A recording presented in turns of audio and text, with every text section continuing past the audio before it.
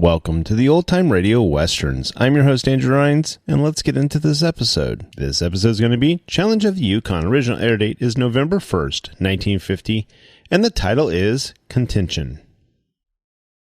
Now, as gunshots echo across the wind-swept, snow-covered reaches of the wild Northwest, Quaker puffed wheat and Quaker puffed rice, the breakfast cereal shot from guns, present the Challenge of the Yukon. It's Yukon King, swiftest and strongest lead dog of the Northwest, blazing the trail for Sergeant Preston of the Northwest Mounted Police in his relentless pursuit of lawbreakers. On King, on you husky! Gold discovered in the Yukon.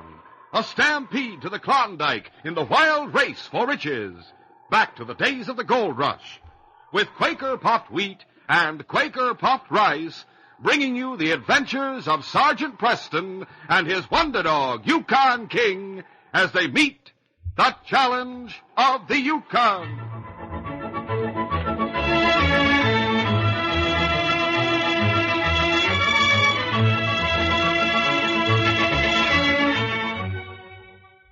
Be able to signal the way Sergeant Preston does.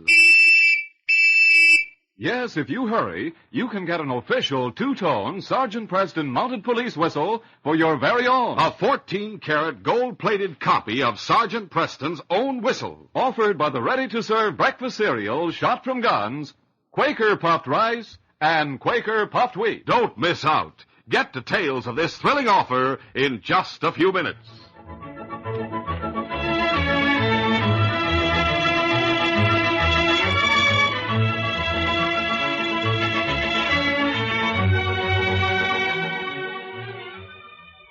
Van Topton smiled to himself as he and his wife Betty stood watching while their little daughter Gloria opened a large box containing a birthday present.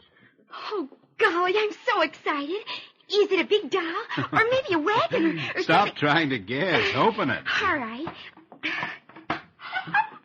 Oh, Mama, look.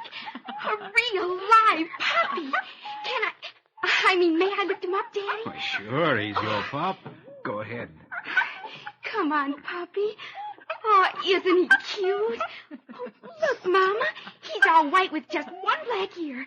Oh, Daddy, he's wonderful. Honest. I'm glad you like him, Glo. It's up to you to take care of him. Remember that. Well, I have a feeling that Mother will have a bit of extra caring to do. Isn't that the puppy Mrs. Rector had in town, Van? Mm-hmm. She was willing to sell him to me, so I grabbed at the chance, knowing how pleased Glo would be. Ow, you naughty puppy. Let go of my sleeve. Oh, stop that. I'm going to go in my room and play with him. Now, don't you bite, you naughty puppy. Van, you know very well how the Rectors have complained about that puppy since they got him a month ago. Mrs. Rector tells me he chews anything and everything in the place. Oh, well, all pups do that. They have to be trained, that's all. From what Mrs. Rector told me, I'm afraid it's going to take a lot of training, Van. If he's as destructive as she says he is, we just won't be able to keep him. Now, don't be unreasonable, honey. You saw how excited Glo was over that pup. I've already made up my mind that if that puppy persists in chewing everything in sight, we'll get rid of him. And that's that. Oh, heck, what's the use? I'm going back to town for a while. See you later. During the next few days, Van Topton spent more time than usual in the cafe each evening, after finishing his work as clerk at the express office. One evening, Sergeant Preston entered with his dog, Yukon King, and approached Van's table. Well, hello, Sergeant. Hello, Warren. How are you? Hello, Van. Hi, Sergeant. Won't you sit down? Oh, thanks. Lie down, King. Van, I've noticed you've been visiting this cafe for the past few evenings instead of going on home as you used to do. Anything wrong at home? Oh, nothing too serious, Sergeant. A few days ago, I took a puppy home to Gloria. Got her from the Rectors. Oh, yes, I remember the pup they had. I understand he practically chewed the foundation out from under their cabin. That's the trouble. Well, you know, Betty and I have rarely had a difference between us. But that pup sure caused one. I named him Contention because of the arguments he's caused at home in the past few days. Well, that's quite a name for that pup. He still has the chewing habit, I suppose. Oh, he sure has. Betty's given me one more week to get rid of him. But Gloria's crazy about the darn pup, and frankly, I sort of like him myself. A bit of firm training ought to break him of that habit. Sure, that's what I tell Betty. But you know how wives are. She claims Gloria and I have fun with Contention, while she has the work of trying to train him and break him of his bad habits. Well, frankly, I don't know how wives are, Van, but I do know about dogs.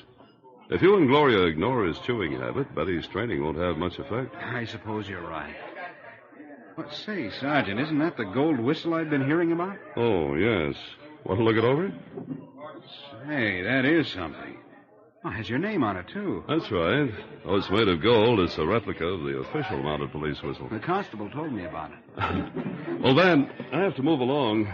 See you again soon. Give my regards to Betty and Gloria. I'll do that, Sergeant. So long. Good night, Van. Let's go, King. Meantime, at a remote table at the back of the cafe, two men had watched Van and Sergeant Preston as they talked. After Preston and King went out, one of the men spoke. Hey, Buck, I've seen that Mountie before up in Dawson City. Wonder what he's doing in Selkirk. Maybe he's just passing through on patrol. They got a regular constable here, Sam. Wish we could have heard what they was talking about. Funny that express fella's been hanging around town lately at night. That can't mean anything. He has no way of knowing we figure on robbing the express office. Yeah, but I still don't get it. It's better this way. We'll know just where he is. The first night that snow falls, we'll pull the job. Why do you want to wait till it's snowing, Buck? The snow will cover our tracks so we can't be trailed. Oh, I never thought of that. That's why I have to do all the planning. You just don't think. Oh, now, Buck. Come on, let's get out of here. Go to the boarding house, and I'll tell you all about my plan. All right. Late the next afternoon, snow began to fall. Sam and Buck waited in the cafe until they saw Van Topton enter after he had closed the express office. The two crooks sat for a while and then leisurely left the cafe.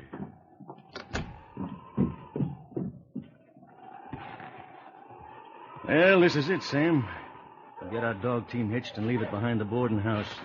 Then we'll bust into the express office through the back way and clean out the safe. Then what? We can run along the back way to where we leave the dog sled. The express office and the boarding house are on the same side of the street. Yeah, I know. We'll head south and take the branch trail to Bivy Creek. I know a place there where we can hold up for a while. The falling snow will cover any tracks we leave, so we'll have nothing to worry about. Come on, let's get a move on. A short time after the two crooks had left the cafe, Van got up from his table and started for the door. Leaving earlier than usual, aren't you, Van? Oh, I'm coming back. I forgot some papers I want to take home and work on tonight, so I have to go back to the office. Still having trouble with that puppy you got from the Rectors? Yeah, the darn little mutt chews up everything he can get. But I don't want to give him up if I can help it. Well, from what I heard you telling the sergeant last night, you don't have much choice. Well, Betty's being stubborn about it, I admit. But I'm hoping she'll get to like Contention and let him stay. Contention? That's a mighty big name for a pup. Well, I hope things work out for you, Van. I'll see you later. Yeah, I'll be back soon. Inside the express office, Buck was working on the safe, while Sam stood guard near the front. It won't take long to get this old safe open. There. It's open. Hold it, Buck, and put out the candle. Somebody's coming. Candle's out. She's just come up on the porch. It must be the express clerk. Get to the side of the door, quick.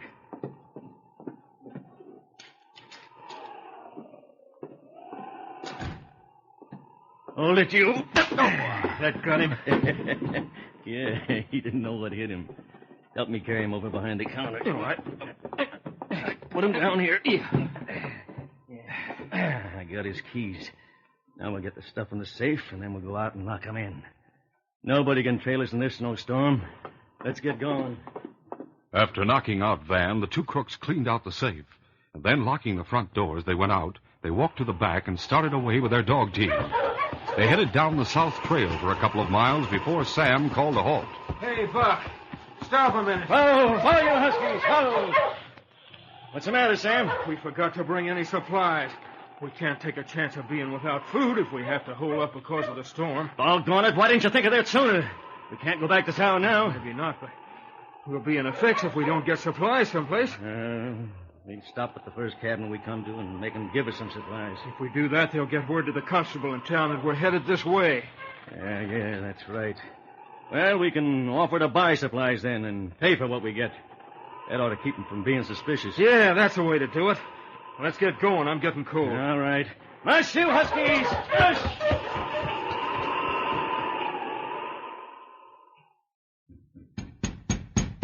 A few minutes later, Betty Topton answered a knock at the door. Evening, ma'am. Come in out of the snow. Well, thank you. We want to buy some supplies from you. All you can let us have. Yeah, we need plenty. I have some cash here in my wallet. I'll get... Drop my bandana. Hey, let go of that. Let go. Mister, don't kick my puppy. He's just playing. You ran off with my bandana. Forget it. We haven't all day. We want supplies. Well, I'm sorry, but I have very little here. You aren't far from town, though. You can get all you want there. Lady, we're not going to town. Oh, we just came Shut from... up, Sam. The puppy went under the bed in the other room, and I can't get him to come out. Forget the pup. Who's in the other room? Nobody. Daddy's in town. He works at the express office. Oh, he does, huh? Well, that's good. Lady, this gun says you'll give us what supplies you have right now. Get busy and pack 'em up. We got to get out of here. We'll continue our adventure in just a moment.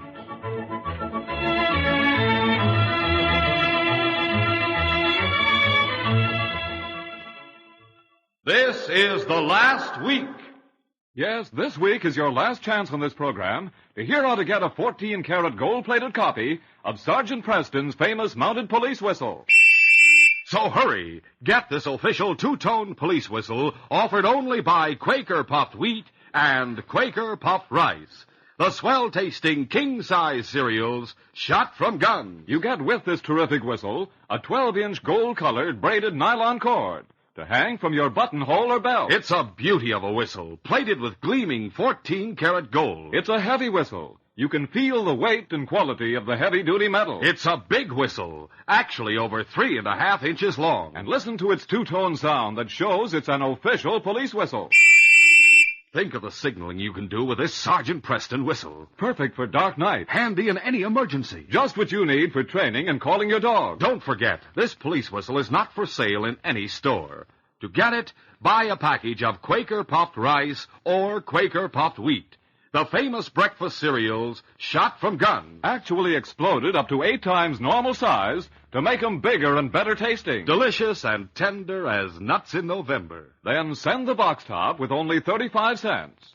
That's 35 cents and your name and address to Yukon, Box L, Chicago 77, Illinois. You'll get a money-back guarantee with your swell 14-karat gold-plated Sergeant Preston mounted police whistle. Yes, hold it in your hand. Blow it, just once. And if it isn't better, far better, than any other whistle you've ever seen, you may return it and get every cent of your money back, plus postage. So hurry, hurry, hurry. This is the last week of this radio offer.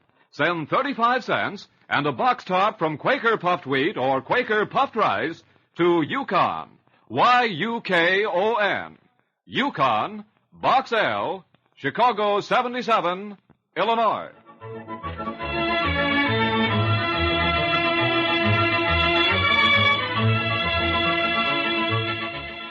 Now to continue.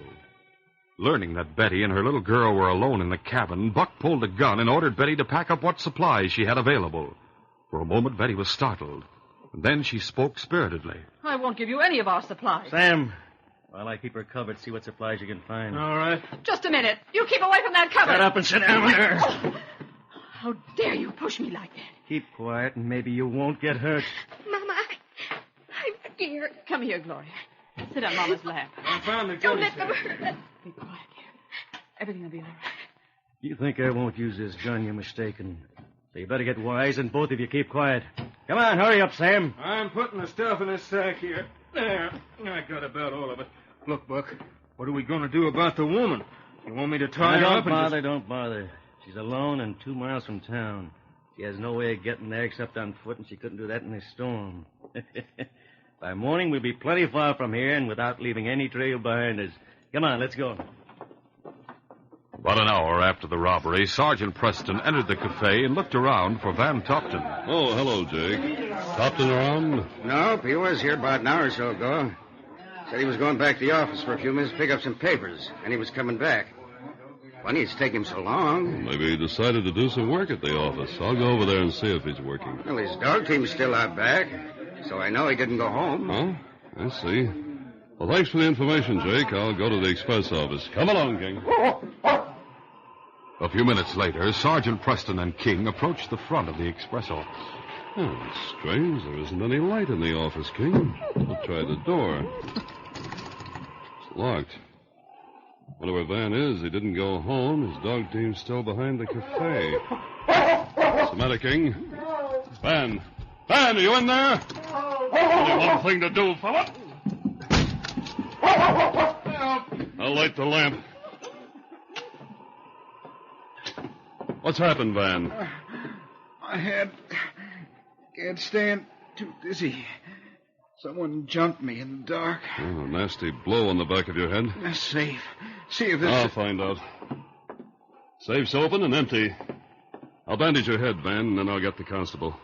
We'll take you home on your own sled, and then we'll try to get a line on these crooks. Some time later, with Preston using his own dog team and the constable driving Van's, they arrived at Van's cabin. Oh, Van, I'm so glad you're home. And I'm more than glad to see the sergeant and the constable with you. Something wrong, Betty? Yes, Sergeant. I'll tell you what happened. Briefly, Betty told about the two men who had taken supplies. When she finished, Preston spoke. Constable, they could have been the ones who robbed the express office. Robbed the express office? Oh, Van, that bandage. I didn't notice it with your parka hood on. I'm all right now, honey. Did they have any idea that you were Van's wife, Betty? Yes. Gloria told them her daddy worked at the express office. They laughed and said they wouldn't have to tie me, that I couldn't get to town in a storm on foot, and that by morning they'd be far away in a hideout. And they must have been the ones who robbed the safe. Huh? Puppy must be under the couch. King's looking under there. He is. He's been chewing on something he found on the floor. I want to see that, Pup. Hip up. Come on, fella. Pull him out. Well, what's that you have there? Oh, a bandana. Well, that's the one Contention took from one of the crooks. Fine. Drop it, fella. But why do you want that, Sergeant? Betty, your pup's found something that may lead us to those crooks. King can get the scent from this and should be able to pick up their trail in spite of the falling snow. Let's go, Constable. There's no time to lose. Come on, King.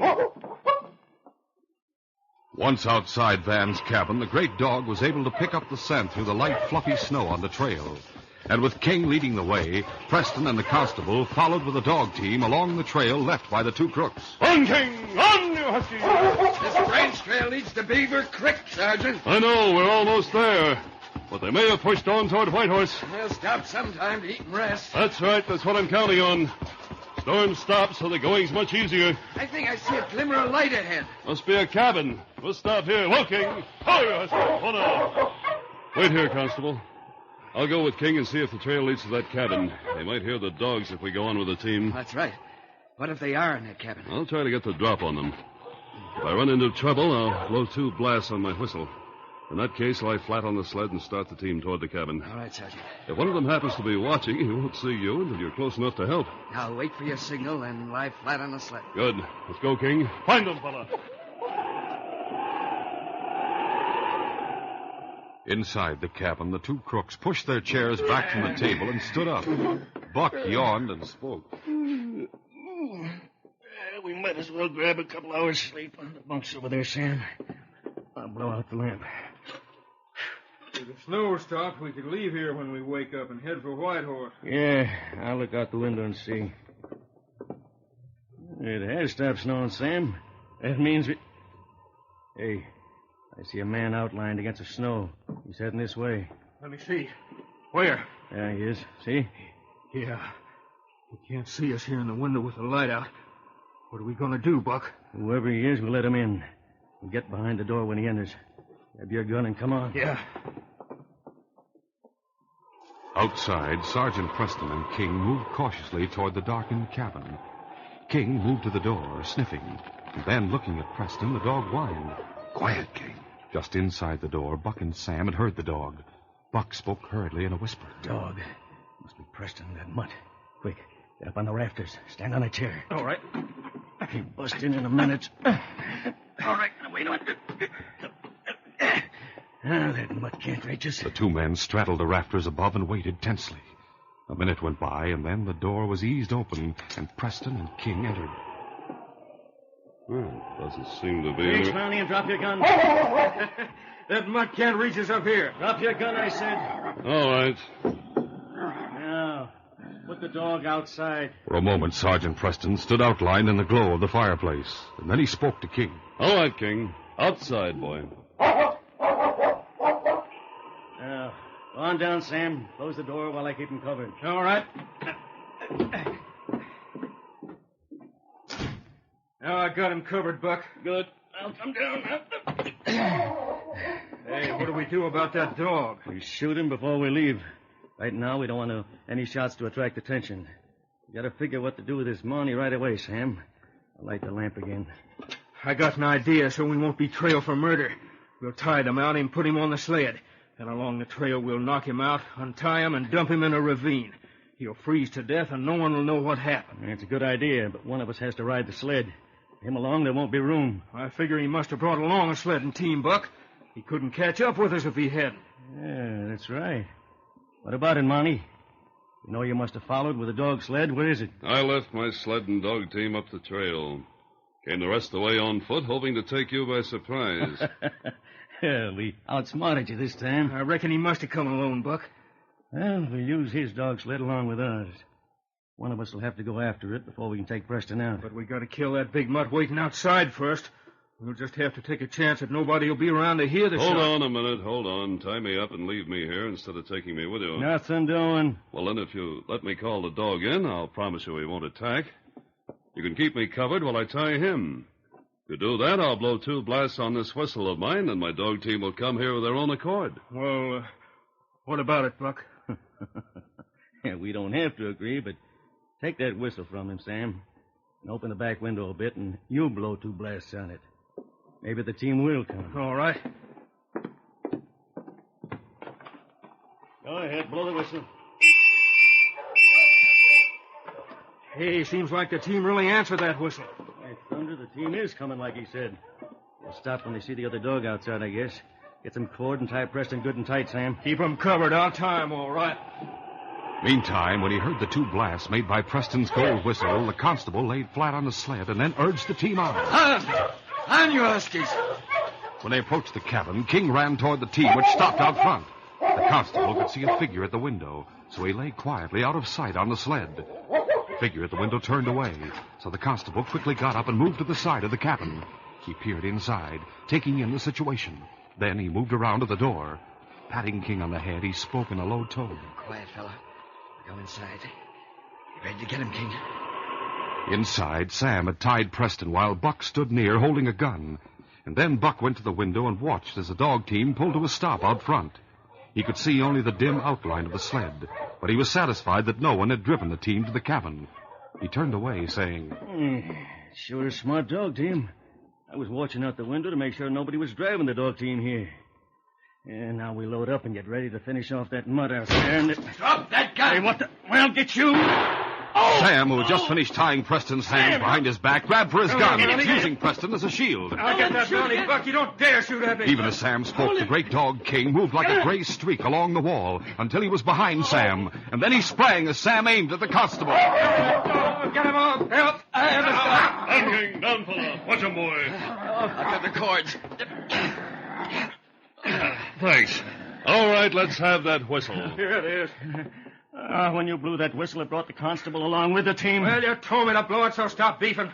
What's more, you must have been blind not to see him coming. I could swear he wasn't with him. I still can't figure how he got here without me seeing him. Think that over in jail. The gold's on the table, Constable. We'll stop at Van's cabin on the way back. Let's get going. Later, at the Topton cabin, the 2 crooks were identified by Betty as the men who had stolen supplies. With a twinkle in his eye, Preston looked at Van Topton and then spoke to Betty. Betty, you're fortunate to have that puppy Contention here. If he hadn't taken the bandana from one of those crooks and run off with it, we might not have been able to pick up their trail. Contention's bad habit of grabbing and chewing things has put him in bad around here, Sergeant. I've decided to give him up to please Betty. I'll get Glow another pup. Van Topton.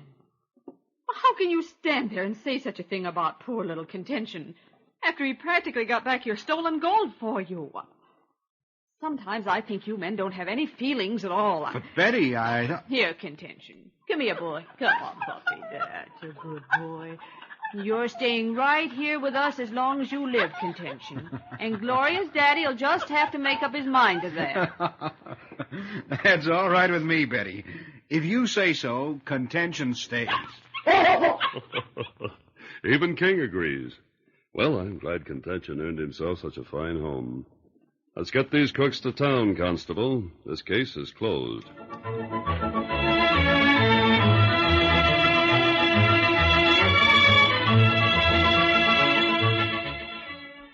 In just a moment, we'll give you a preview of Friday's adventure, Whistling in the Dark. Whatever you do, don't miss your big chance on this program to get a Sergeant Preston mounted police whistle.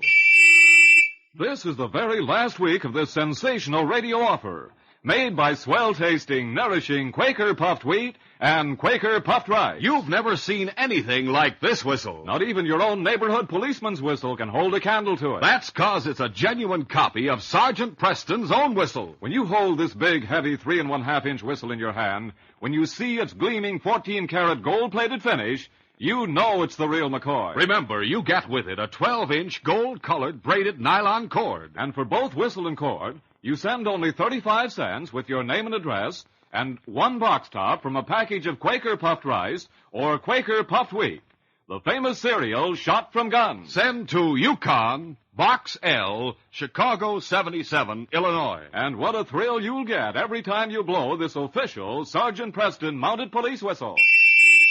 Hurry, send your 35 cents, just 35 cents, and one box top from Quaker puffed wheat or Quaker puffed rice to Yukon, Yukon, Yukon, Box L, Chicago 77, Illinois. Send right away. Young Corey Lane slammed the door of Matt Deacon's cabin and started trudging down the dark main street toward the center of town, his head bowed against the storm. He had walked less than 50 yards when he heard his name called. Corey! He turned. Matt was standing in the lighted doorway. Oh! At that instant, a shot rang out. Matt clutched at the air and then slumped to the ground. Matt. Shot. Who did it? Who killed him? Oh, it doesn't matter. The whole world will think I did it. I'm going to be accused of murder. Don't miss this exciting adventure, Friday.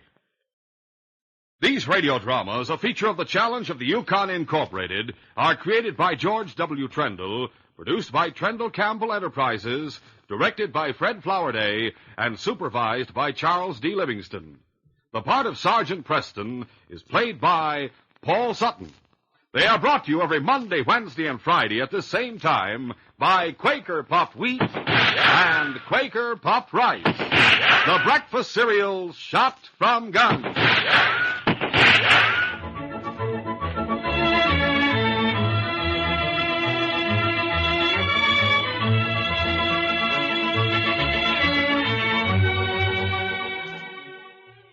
Remember, for delicious hot breakfast, enjoy Quaker Oats. The giant of the cereals is Quaker Oats. Delicious, nutritious, makes you feel ambitious. The giant of the cereals is Quaker Oats. And here's why Quaker Oats is called the giant of the cereals. There's more growth, more endurance in oatmeal than any other whole grain cereal. So make your hot breakfast nourishing Quaker Oats. Quaker and Mother's Oats are the same.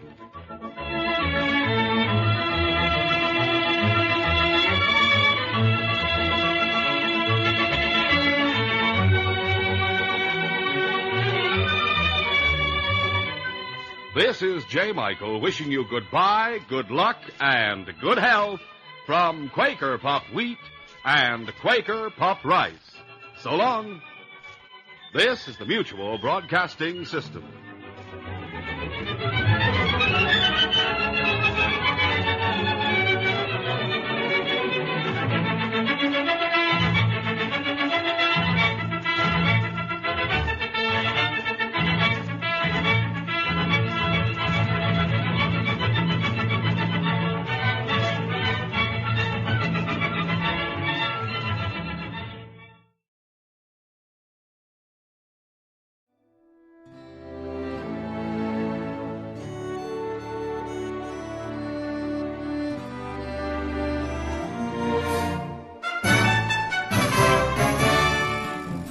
This has been a presentation of OTRWesterns.com, and we hope you enjoyed.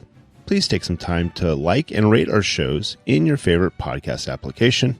Follow us on Facebook by going to OTRWesterns.com/Facebook. Subscribe to our YouTube channel by going to OTRWesterns.com/YouTube. And send us an email, podcast@OTRWesterns.com. You can call and leave us a voicemail, 707-986-8739.